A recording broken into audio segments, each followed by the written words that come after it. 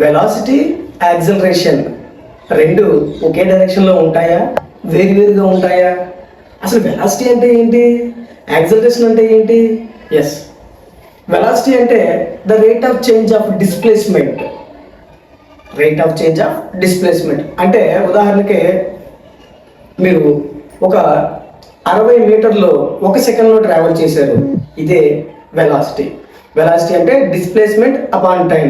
Displacement 60 metres మీరు cover చేశారు 1 సెకండ్లో, 60 మీటర్ పర్ సెకండ్, ఇది వెలాసిటీ. మరి యాక్సిలరేషన్ అంటే the rate of change of velocity. Rate of change of velocity అంటే velocity upon time.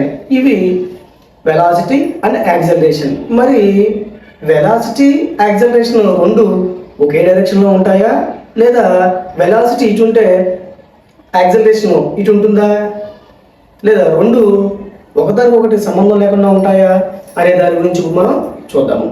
So highway మీద మీరు కార్ వేసుకుని వెళ్తూ ఉన్నారు. అయితే ఇప్పుడు మనము 60 కిలోమీటర్ పర్ అవర్ స్పీడ్తో మీరు వెళ్తూ ఉన్నారు. వెలాసిటీ ఇలాగే ఉంది, యాక్సిలరేషన్ యూనిఫామ్ యాక్సిలరేషన్తో మనం వెళ్తూ ఉన్నారు. అయితే సడన్గా స్పీడ్ బ్రేకర్ వచ్చింది. ఏం చేయాలి, గేర్ డౌన్ చేసుకుని మనము నిదానంగా కార్ని స్లో చేస్తాము. అంటే వెలాసిటీ తగ్గించాము, మరి యాక్సిలరేషన్ ఏమవుతుంది, మనం వెళ్ళేటువంటి స్పీడ్ తగ్గింది అంటేనే, బ్రేక్ వేసాము అంటేనే రిటార్డేషన్. యాక్సిలరేషన్ అనేది రిటార్డేషన్ అంటే నెగిటివ్ యాక్సిలరేషన్. అంటే స్పీడ్ తగ్గిపోయింది కదా, మనం ముందుకు వెళ్తూనే ఉన్నాము కానీ స్పీడ్ తగ్గించాము అంటే వెలాసిటీ ఫార్వర్డ్ డైరెక్షన్లోనే ఉంది, యాక్సిలరేషన్ రివర్స్ డైరెక్షన్లో యాక్ట్ అయింది. అంటే వెలాసిటీ ఈ డైరెక్షన్లో ముందుకు వెళ్తుంటే యాక్సిలరేషన్ వెనక్కి వెళ్ళింది, అంటే రిటార్డేషన్గా మారింది. సో ఇక్కడ ఈ రెండింటికి మధ్య యాంగిల్ 180 డిగ్రీస్గా ఉంటుంది. సో అదే మనం చూసామంటే, సో ఇనిషియల్గా వెలాసిటీతో విఎన్ఏ వెలాసిటీతో అంటే వెలాసిటీ ఇది 60 మీటర్ పర్ సెకండ్ వెలాసిటీతో మనము వెళుతున్నాము.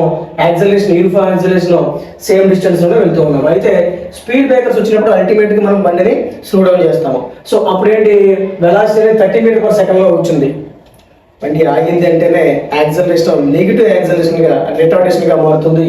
సో యాక్సిలరేషన్ అనేది ఈ డైరెక్షన్లో రివర్స్లోకి వెళుతుంది అనమాట. అంటే ఇనిషియల్గా వెలాసిటీ యాక్సిలరేషన్ రెండు ఒకే డైరెక్షన్లో ఉన్నాయి.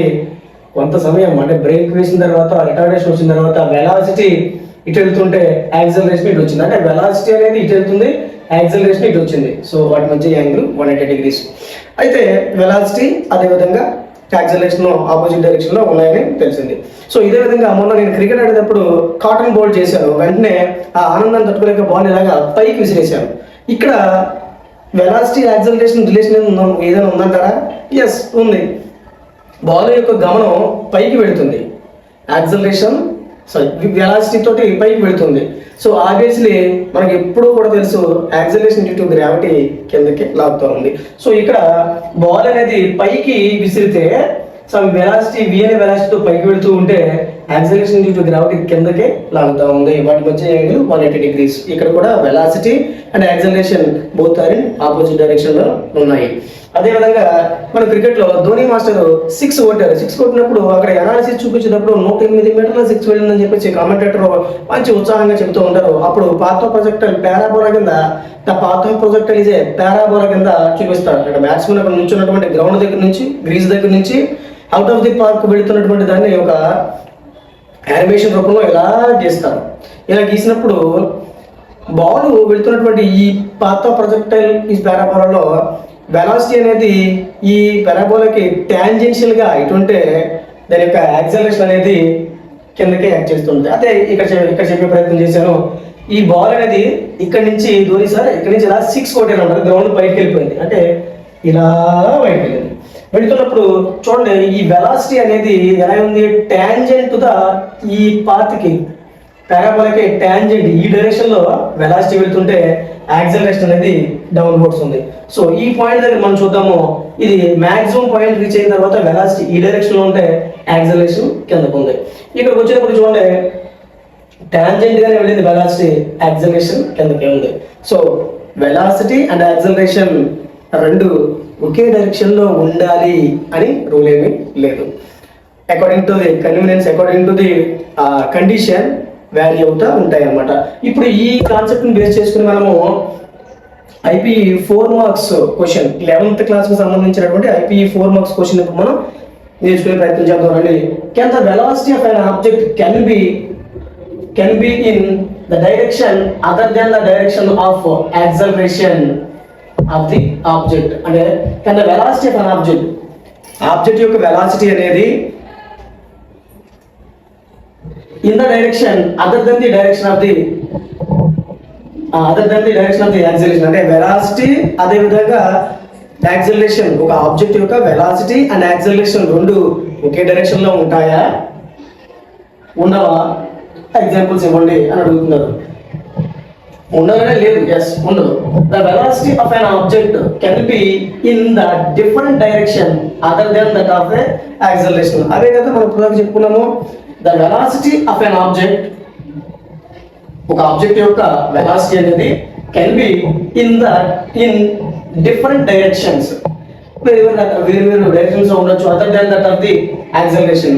వెలాసిటీ యాక్సలరేషన్ రెండు డిఫరెంట్ డైరెక్షన్ లో ఉంటాయి అని చెప్తున్నారు. ఎగ్జాంపుల్ ఏంటి?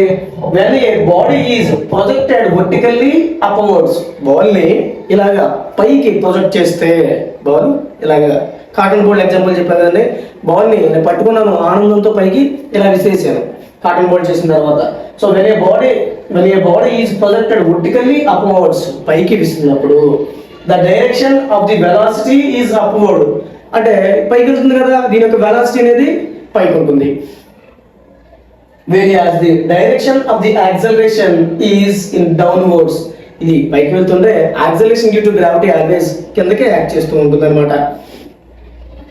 ఇన్ కేస్ ఆఫ్, ఇది ఒక కండిషన్, ఇది మనం చెప్పుకున్నాం కదండి. కాటన్ బోర్డ్ కండిషన్ లో మీ బాల్ పైకి వేసినప్పుడు వస్తున్నాను కదా, ఇది ఈ ఉదాహరణకే ఈ కాన్సెప్ట్ డయాగ్రామ్ విజువలైజేషన్ లో చేసుకోవడానికి ఇది ఉపయోగపడుతుంది అనమాట.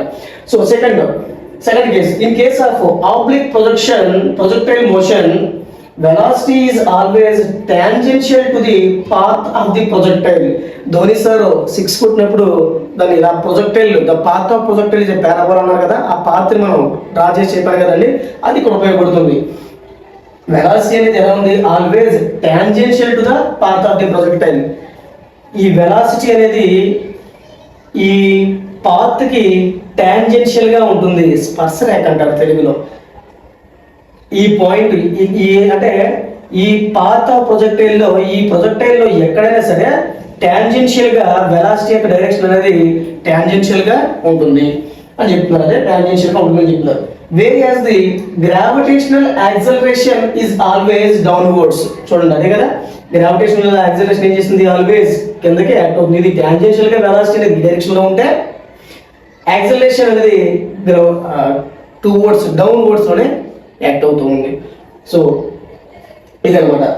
సో ఇది ఈ విధంగా వెలాసిటీ అండ్ యాక్సిలరేషన్ రెండు కూడా డిఫరెంట్ డైరెక్షన్లో ఉండడానికి అవకాశం ఉంది.